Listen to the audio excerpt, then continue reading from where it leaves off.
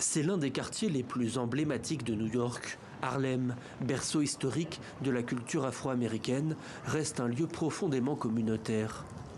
Albir Pérez est né et a grandi ici. Aujourd'hui, il gère une banque alimentaire dans un complexe de logements sociaux. Dans cette ville où le coût de la vie explose, le programme de Zoran Mamdani a immédiatement trouvé un écho chez lui. J'ai voté pour Zoran Mamdani. Oui. Pourquoi? Parce qu'il était le seul à prendre en compte les préoccupations de ma communauté. Loyer qui augmente, produit du quotidien toujours plus cher. Pour beaucoup d'habitants, vivre à Harlem relève désormais du défi. Zoran Mamdani l'a bien compris et, soucieux de ses préoccupations, a centré son programme sur le coût de la vie. Parmi ses mesures phares, le gel des loyers, la gratuité des crèches ou encore la création d'épiceries subventionnées. Les pauvres s'enfoncent toujours plus, tandis que les riches s'enrichissent toujours plus. Ils gagnent de l'argent, mais pour les petites entreprises, tout est négatif à la fin du mois.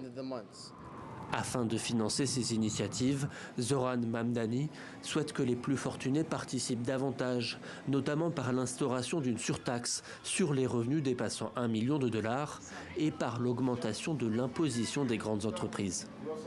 Pendant trop d'années, les démocrates ont tenu nos votes pour acquis. Ils prennent nos votes, mais restent redevables à la classe des donateurs. Maintenant, cette classe de donateurs doit comprendre qu'ils doivent partager la richesse. En plaçant les travailleurs avant les donateurs, Zoran Mamdani a su convaincre les habitants du quartier.